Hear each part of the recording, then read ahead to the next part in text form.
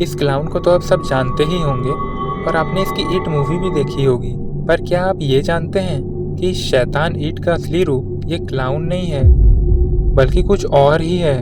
तो इस वीडियो में मैं आपको यही सब बताने वाला हूँ कि क्या है इस क्लाउन का असली रूप और ये आखिर आया कहाँ से था और क्यों ये सिर्फ बच्चों को ही अपना शिकार बनाता है। तो इसीलिए वीडियो पे एंड तक बने रहे। हेलो गाइस, हॉरर दुनिया में आपका स्वागत है। मैंने आप लोगों से पोल में पूछा था कि कौन से टॉपिक के ऊपर वीडियो बनाऊं, तो आप में से मैक्सिमम लोगों ने पेनीवाइज को वोट किया था। इसीलिए आज हम इसके बारे में जानने वाले हैं।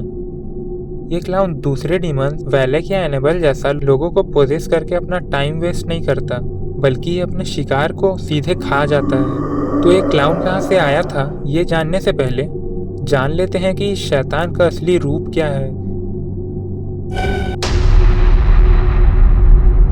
आप जानकर हैरान हो जाओगे कि इस क्लाउन का कोई असली रूप है ही नहीं। अब आप लोग में से कुछ बोलेंगे कि नहीं भाई, हमें तो पेनीवाइज का असली रूप पता है और वो है डेडलाइट्स, जो कि हमें मूवी में भी दिखाया गया था। पर अगर आपने इट नॉवेल पढ़ी होगी तो आपको जानकर हैरानी होगी कि ये डेडलाइट सिर्फ इट का एक छोटा सा हिस्सा है, ना कि उसका असली रूप। और इस रूप में वो काफ़ी कम बार ही आता है। अगर कोई इंसान उसके इस रूप को देख ले तो वो कुछ देर के लिए पैरालाइज्ड या पागल भी हो सकता है। आप लोग ये तो जानते ही होंगे कि इस क्लाउन का असली नाम है इट, पर कुछ लोग इसे पेनीवाइज के नाम से भी जानते हैं। पर क्या आपको पता है कि इसका पेनीवाइज नाम आखिर किस कारण से पड़ा? इट नोवेल में इसका कोई एग्जैक्ट रीजन तो नहीं दिया गया है, पर ऐसा कहा जाता है कि पेनीवाइज नाम एक फेमस अंग्रेजी मुहावरे से लिया गया है, जो कि है पेनीवाइज पाउंड फुलिश। मतलब एक ऐसा आदमी जो छोटी छोटी चीज़ों में तो बहुत दिमाग लगाता है, पर बड़ी चीज़ों में थोड़ा सा भी दिमाग का इस्तेमाल नहीं करता। और इसी बात का एग्जाम्पल हमें इट मूवी में भी देखने को मिलता है, जहाँ पेनीवाइज बच्चों को अपने पास बुलाकर उनका शिकार करने के लिए तो काफ़ी दिमाग लगाता है, लेकिन जैसे ही उसे पता चलता है कि लूजर क्लब के बच्चे उसके लिए खतरा बन सकते हैं, तो तब भी उसने कोई ठोस कदम नहीं उठाया और इसीलिए वो बच्चे इसकी हार का कारण भी बनते हैं। पर It welcome to Derry series में हमें दिखाया गया कि बॉब ग्रे नाम का आदमी एक क्लाउन परफॉर्मर था और बच्चे उसे पेनीवाइज के नाम से जानते थे। उसको डेरी टाउन के सारे बच्चे बहुत पसंद करते थे, इसीलिए इट ने बॉब ग्रे को मारकर उसी का रूप ले लिया ताकि वो बच्चों को अपनी तरफ आकर्षित कर सके।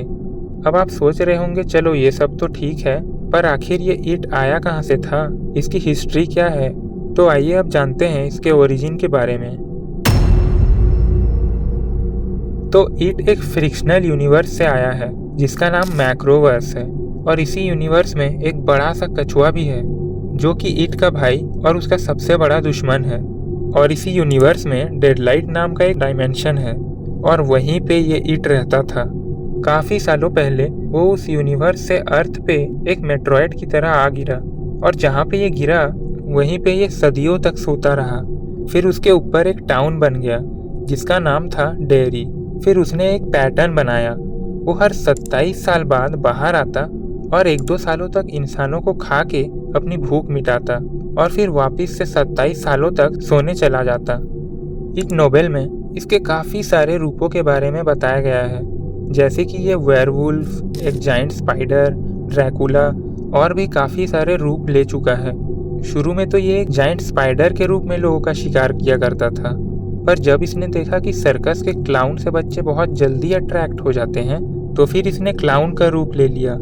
तो आइए अब जानते हैं कि ये सिर्फ बच्चों को ही अपना शिकार क्यों बनाता था। इट किसी को भी डायरेक्ट मार कर खा नहीं जाता, वो पहले अपने शिकार को बहुत डराता है। जिस चीज़ से उसका शिकार सबसे ज़्यादा डरता हो वो उसी चीज़ का रूप लेके उसको डराता है, और ये उसको सॉल्टिंग द मीट का नाम देता है। मतलब इट का ये मानना है कि जो जितना ज़्यादा डरा हुआ होगा उसका मांस उतना ही नमकीन और टेस्टी होगा, और इसीलिए वो ज़्यादातर बच्चों को ही अपना शिकार बनाता था, क्योंकि बच्चों को डराना सबसे आसान काम है। तो इस इट नोवेल के जो राइटर हैं स्टीफन किंग, उन्हें इट को एक क्लाउन का रूप देने का आइडिया एक रियल लाइफ इवेंट से मिली थी। बात कुछ ऐसा था कि पेनीवाइज का क्लाउन कैरेक्टर एक खूनी जॉन वैन गैसी से इंस्पायर्ड था। गैसी 1970s में अमेरिका का एक खूंखार खूनी था जो कभी कभी पोगो द क्लाउन नाम से क्लाउन कॉस्ट्यूम पहनकर इवेंट्स और चिल्ड्रंस हॉस्पिटल में परफॉर्म करता था। बाद में पता चला कि उसने 33 मर्दों और बच्चों को ऊपर पहुंचा दिया था। बाकी 1998 में इसी नोवेल से इंस्पायर्ड होके एक 52 एपिसोड्स की इंडियन टीवी सीरियल रिलीज हुई थी जिसका नाम था वो। आपको ये बात पता थी कि नहीं, मुझे कमेंट्स में ज़रूर बताना। और क्या आपने कभी ये सोचा है कि अगर इन सभी डेमन्स जैसे कि वैलेक, एनाबेल, पेनीवाइज, चकी, अगर इनका आपस में फाइट हो तो कौन जीतेगा?